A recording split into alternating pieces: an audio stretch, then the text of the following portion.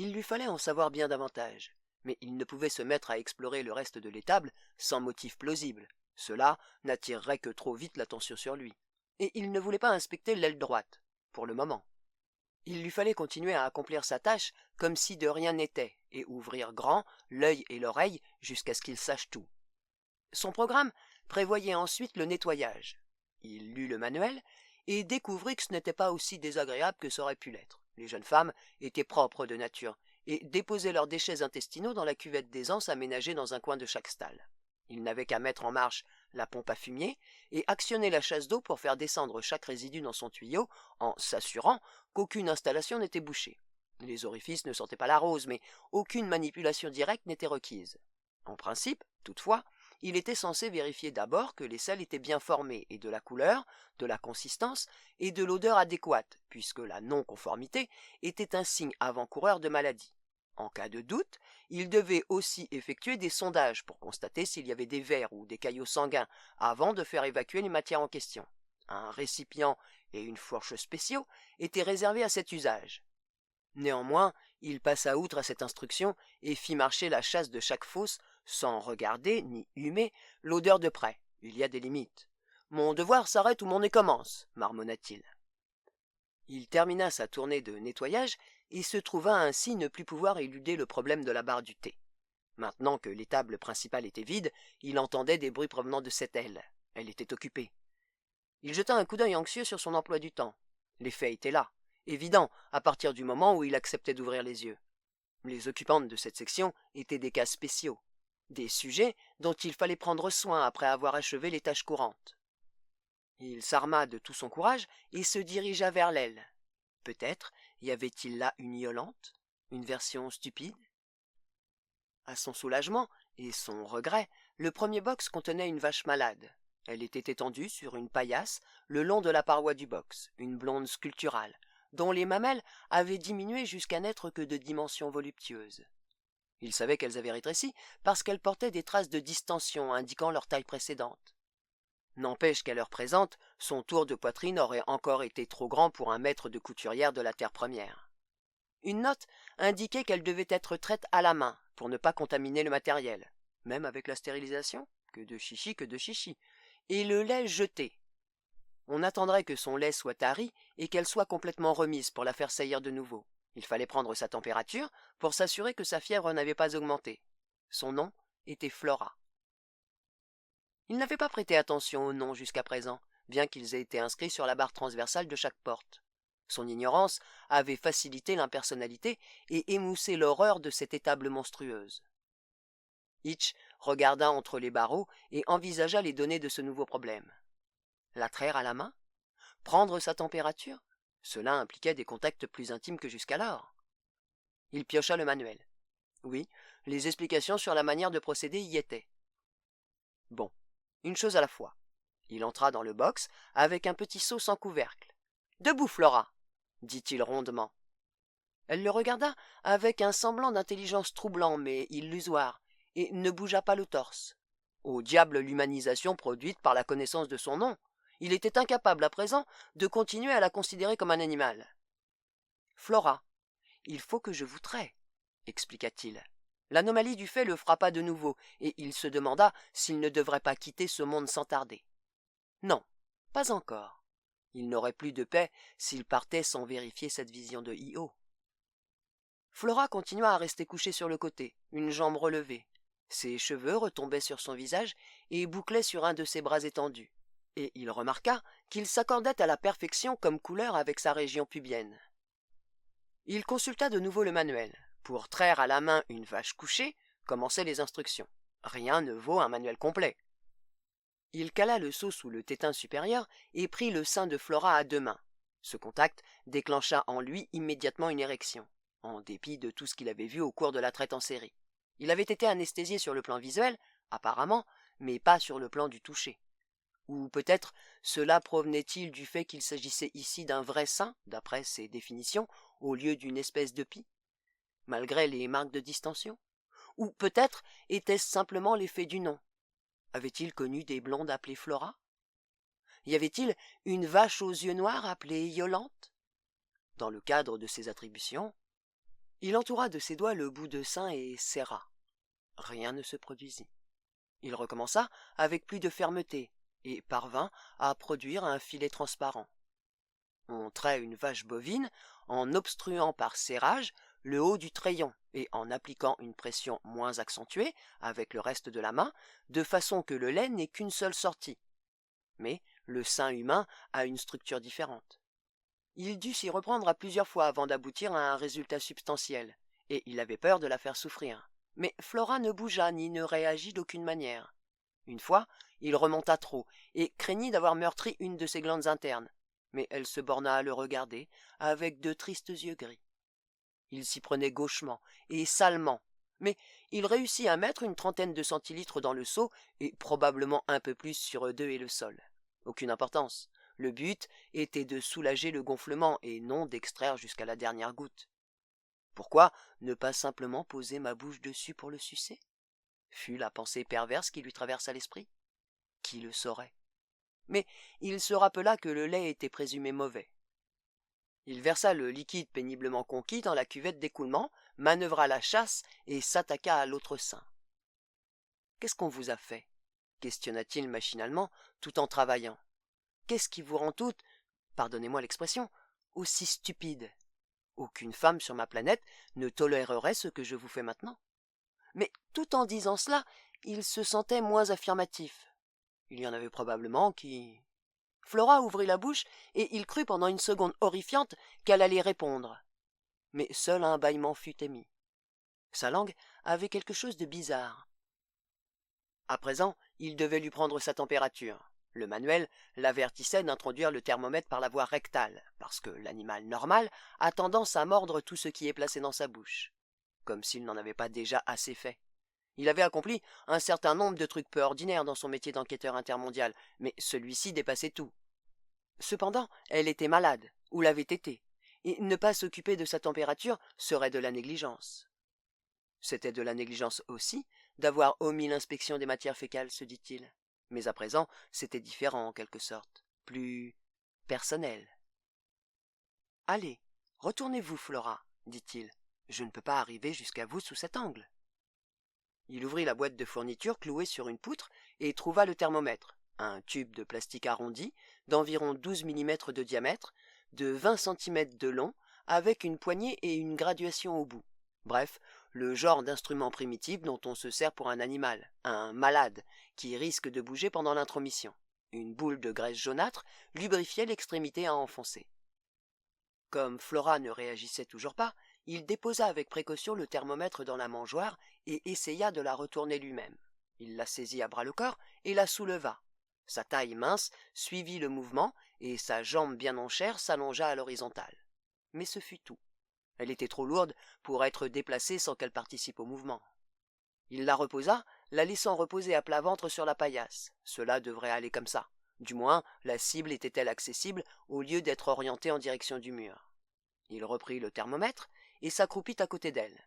Avec les doigts de sa main libre, il écarta les fesses charnues à la recherche de l'anus. Cela ne donna pas grand-chose. La croupe était généreuse et sa position en resserrait les monts l'un contre l'autre. Il pouvait probablement rendre l'endroit visible en se servant de ses deux mains, mais alors il ne serait pas en mesure d'introduire le thermomètre. Finalement, il aplatit une fesse avec la main gauche et guida de la droite le bout de l'instrument le long de la fente en laissant une traînée de graisse semblable à de la bave de limace. Quand il jugea avoir atteint le bon endroit, il poussa, espérant que l'inclinaison était correcte. Il y eut de la résistance. Flora se tortilla et la pointe arrondie tressauta et s'enfonça. Il fut surpris de l'aisance avec laquelle elle pénétrait après les difficultés rencontrées. Il laissa le tube s'incliner jusqu'à un angle de 90 degrés environ, puis le poussa jusqu'à ce qu'il estimât la pointe à 5 cm au-delà du sphincter. Il rectifia sa tenue et se mit en devoir d'attendre les 2 minutes prescrites. Bon Dieu, pensa-t-il pendant cette attente, qu'est-ce qu'il fabriquait dans cette étable avec une femme nue, plantureuse, allongée de tout son long, lui-même à califourchon sur ses cuisses, une main moite sur sa croupe, en train de lui enfoncer une baguette dans le rectum. Son propre membre était raidi au point d'être douloureux. Les secondes s'étiraient, incroyablement longues. Qu'est-ce qu'il raconterait aux copains la prochaine fois qu'ils se retrouveraient dans une de leurs réunions entre hommes après l'émission? Qu'il avait trait les vaches? Il ne voudrait pas le croire.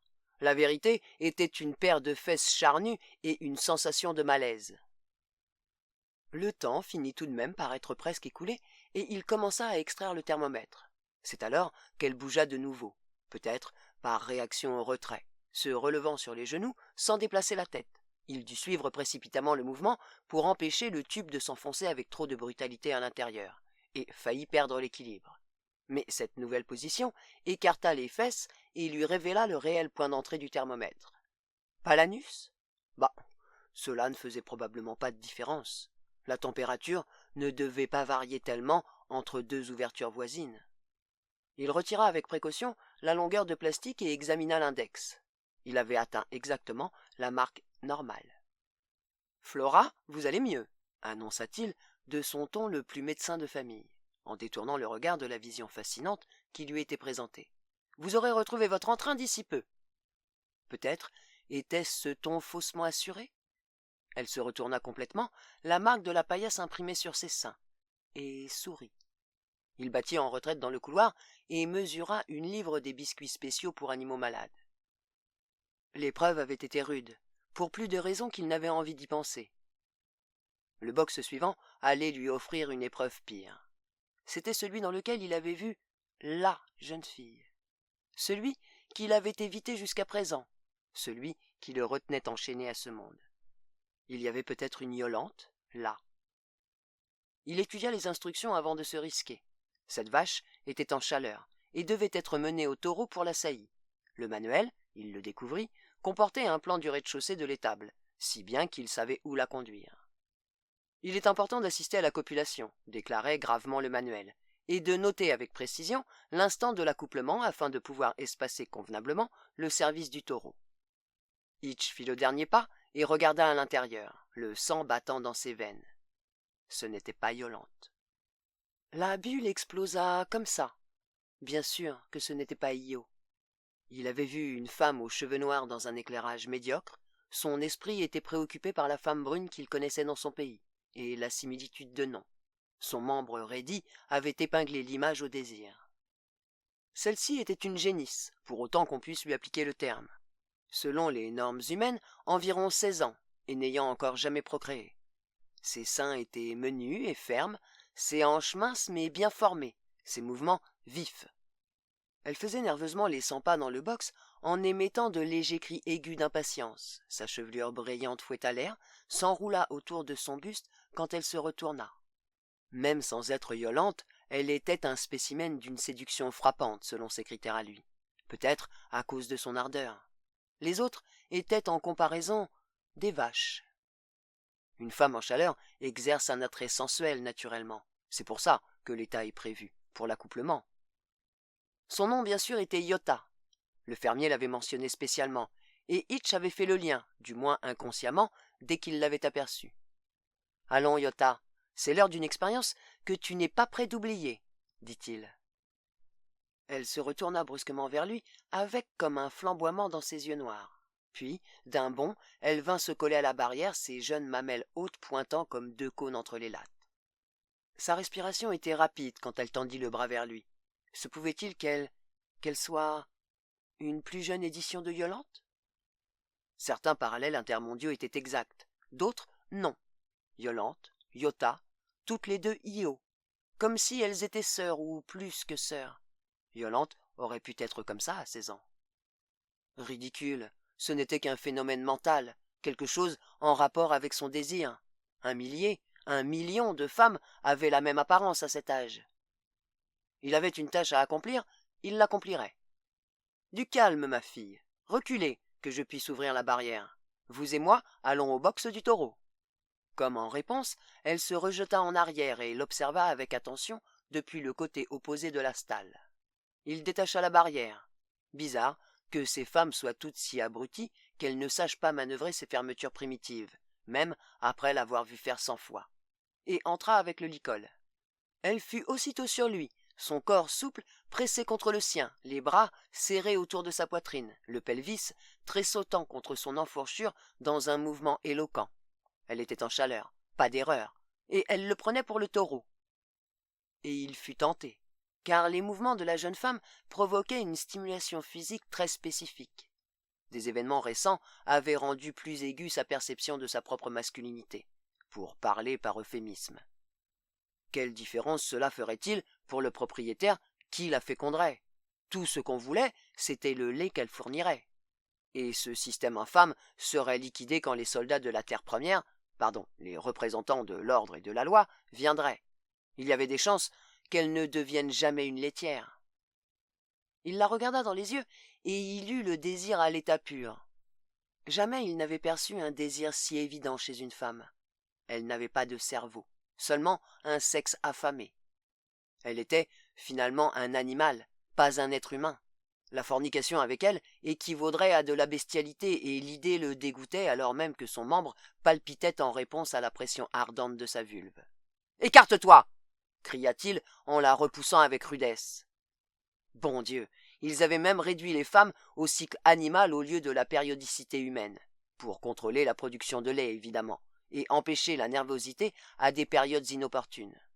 De cette façon, pas de vague à l'âme en l'absence de compagnie masculine, sauf durant ces quelques jours où la sexualité réprimée pendant 1 an, ou plus, se donne libre cours. Elle était blottie contre la paroi, les larmes aux yeux. Il vit que ses émotions étaient humaines si son esprit ne l'était pas. Elle était aussi sensible qu'une autre au fait d'être poussée, mais manquait de la sophistication permettant de contrôler ou de dissimuler sa réaction. Il avait été trop brutal avec elle. « Calme-toi, Iota. Je ne voulais pas te crier après. Ce n'est pas à toi que j'en veux. » Non. Il avait hurlé par-delà les mondes après Yolante, qui l'avait tourmenté de cette façon depuis si longtemps, excitant le désir, mais se dérobant au moment de le combler. La différence, c'est que le jeu s'était interrompu, cette fois-ci, par sa volonté à lui, en se vengeant de ses refoulements sur cette innocente débile qui ne pouvait pas comprendre ce qui le faisait agir ainsi. Elle le dévisageait d'un air mal assuré, le visage luisant d'une marbrure de larmes. Il leva le harnais et le secoua. « Je dois te mettre ça, pour te conduire au taureau. C'est tout. Tu comprends ?» Elle hésitait toujours. Comment pouvait-elle comprendre? C'était un animal. Le ton de sa voix était la seule chose à laquelle elle était sensible. Ou bien, est-ce qu'il se trompait? Les animaux d'ici étaient d'une stupidité incroyable, étant donné leur origine humaine.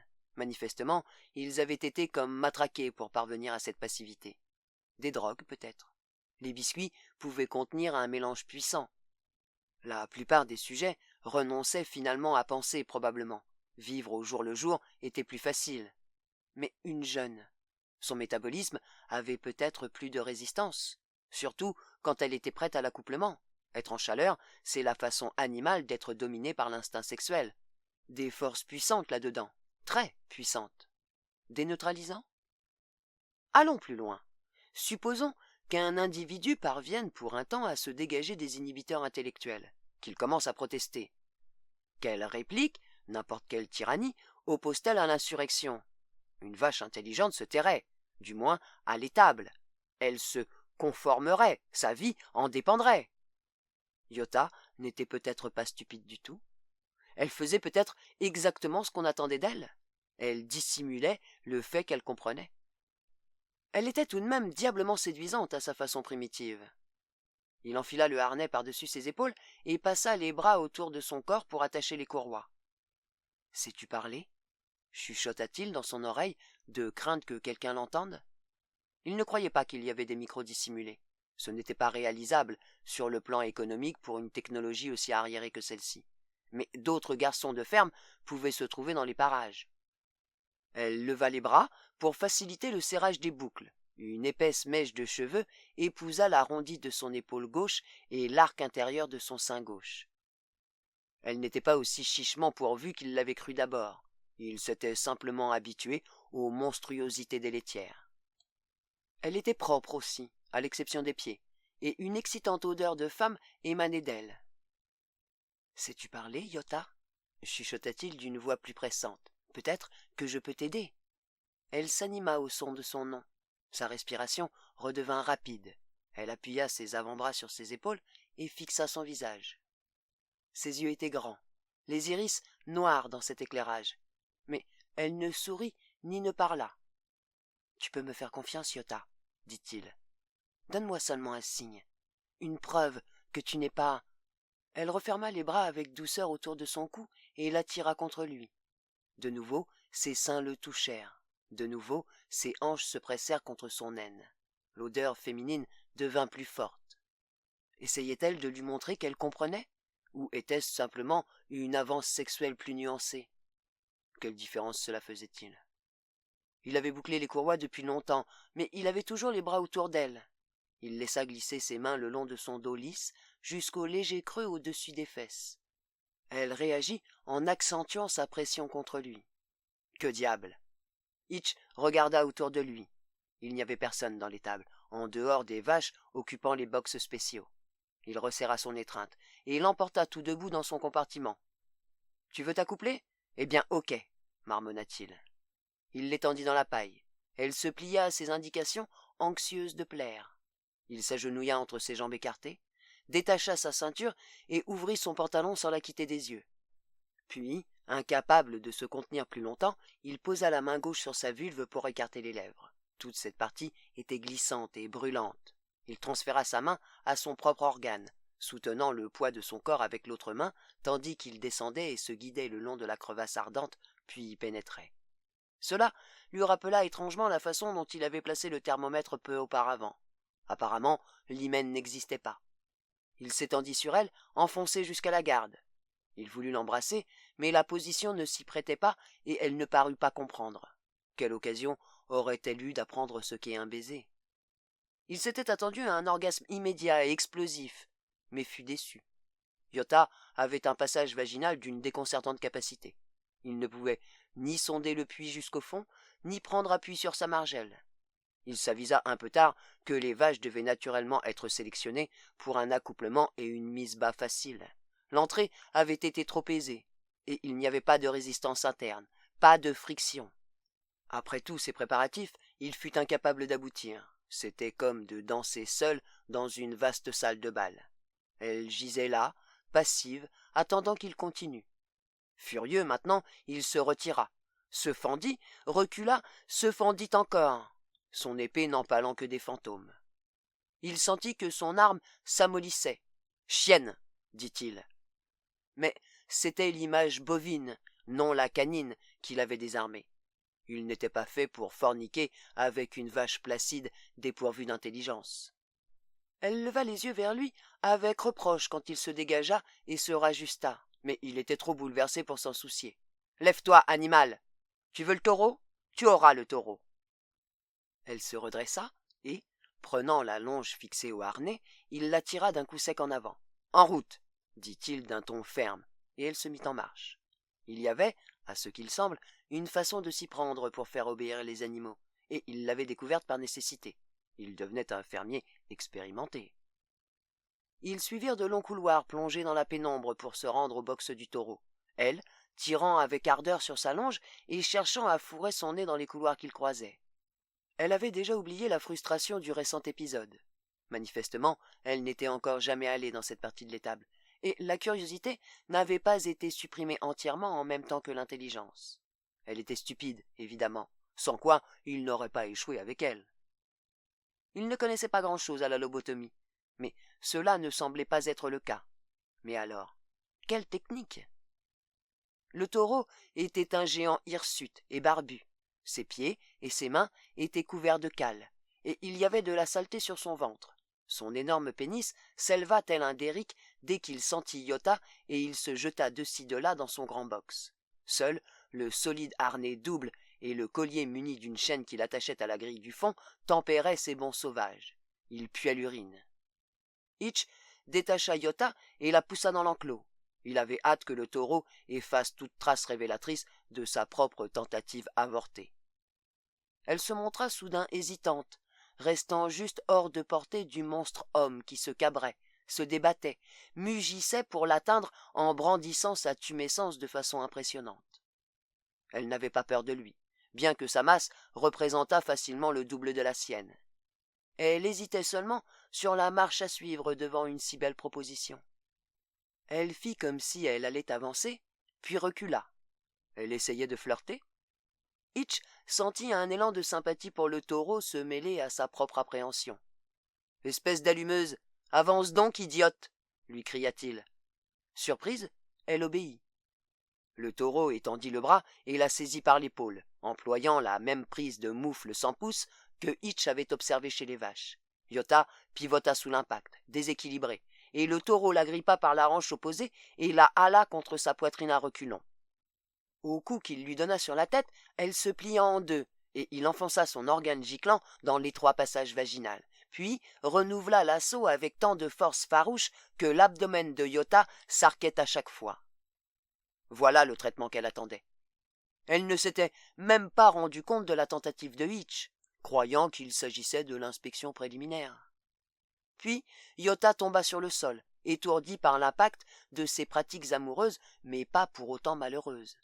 Elle était en chaleur après tout, et maintenant qu'elle avait découvert de quoi il s'agissait, elle trouvait cela agréable. Elle gisait sur le dos, dans la paille souillée, les jambes relevées, souriante, quand bien même, Hitch en était sûr, elle n'allait pas tarder à souffrir d'horribles meurtrissures internes et externes. Quelle séance! La bête était de nouveau sur elle, cette fois de face, lui mordant les seins tout en essayant de se placer en position pour un nouvel assaut. Son membre luisait d'humidité, toujours dressé. « Sors cette génisse de là !» cria quelqu'un, et Hitch sursauta.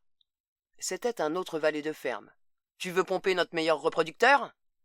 Hitch se précipita dans l'enclos en évitant le taureau et attrapa un des bras que Iota avait heureusement étendu. À l'évidence, elle était prête à endurer avec délice tout le traitement que la créature voulait lui administrer. Un feston de viscosité blanchâtre plongea du pénis du taureau vers le sol tandis qu'il exécutait une ultime tentative pour atteindre la cible qui s'éloignait. Hitch tira Iota par terre jusqu'à ce qu'il soit entièrement hors de portée du monstre et la remit sur pied. Elle était encore étourdie quand il lui rajusta son harnais. Elle ne grimaça même pas quand la courroie frotta les morsures profondes sur sa poitrine. L'autre valet lui jeta un coup d'œil quand ils passèrent tous deux à côté de lui, mais ne dit rien. Tant mieux. À mi-chemin, Hitch se rappela qu'il avait oublié d'inscrire l'heure de la saillie sur la carte du taureau.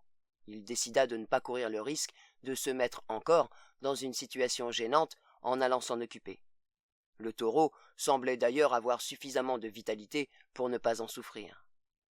Iota avait un air de contentement rêveur quand il la ramena dans son box, bien qu'un filet de sang poissât une de ses jambes. Il existait donc tout de même un hymen. Eh bien, la voilà débarrassée de ses chaleurs à présent. Et elle n'était plus une génisse vierge. Des ennuis l'attendaient dans le dernier box.